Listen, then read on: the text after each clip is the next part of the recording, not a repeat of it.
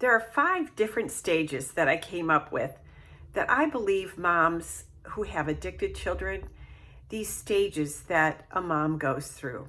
In stage 1, she's just realizing that there's something a little off with her child. And she's not sure, but she's covering for him more and more. Like maybe he's not getting up on time, he's not going to school, or he's not going to work, or he's late to work. And sometimes the mom is feeling guilty for thinking that it's something she did or is doing. And she might be covering for her child and kind of keeping everything a secret. And then in the second stage, she's having some grief because now she realizes that her son has a drinking problem or he's using a substance. And she might believe that it's her problem and she could be ashamed for the way he's acting. In this stage, she's just starting to be a little more inquisitive about what is this that's happening to my child. In the third stage, she does more research about addiction and learns that she's, her actions, her responses to her loved one have an effect on her loved one. And so she wants to learn new ways to communicate and not try to fix the problem or put the safety net under him every time something happens. She may be starting to look at her self-care and a little more closely because up until now, she's been losing sleep. She's been maybe losing weight or gaining weight. The addiction chaos is really taking a toll on her life.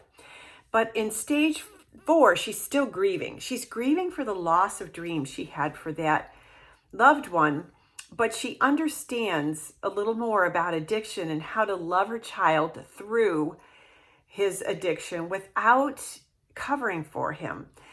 She's more willing to set boundaries and let him take responsibility for his own actions.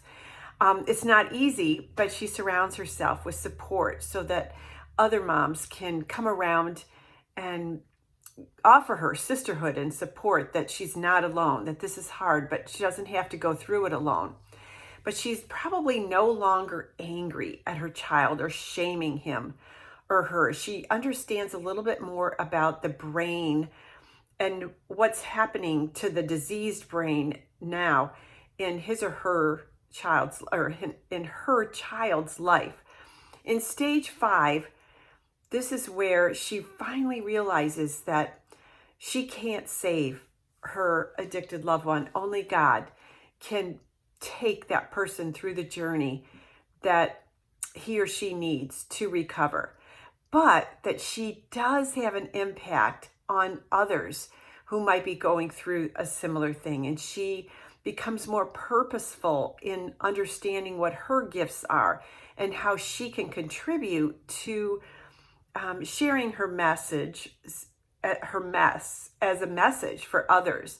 And she helps to bring awareness to the stigma, the bad stigma of addiction. And she helps other moms maybe in their recovery. She just rallies around to help in her sweet spot, doing something that she can do.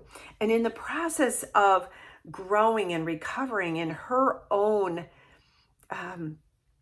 life and sweet spot, she finds joy in things that she never used to find joy in.